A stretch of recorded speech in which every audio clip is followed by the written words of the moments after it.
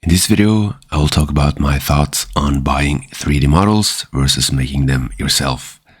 And before you decide to buy any model, make sure to check out my video on websites for free models.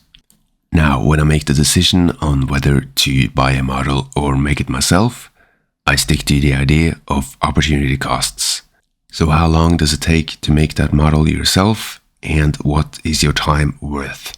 Let's say you want to make a fighter jet, and instead of buying a model for $40, you instead spend 40 hours making it yourself. Then your time is basically worth $1 per hour.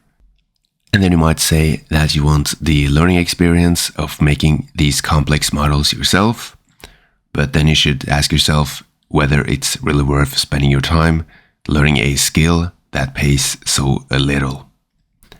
And the same goes for any type of model.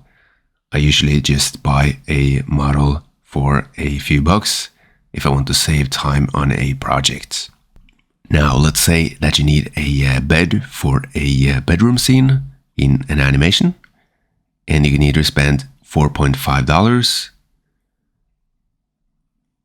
or spend 90 minutes making it yourself.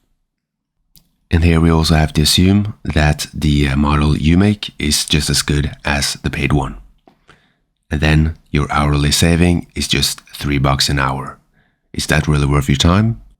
Now, if you're seeing this as a hobby and you put pride in making everything yourself, you can of course do that, it doesn't really matter. But if you're trying to make this into a business and you need to complete your projects time efficiently and cost efficiently, you should probably consider buying some of the models that you need for the project instead of making everything from scratch. But this is of course just my opinion. You can share your opinions in the comments.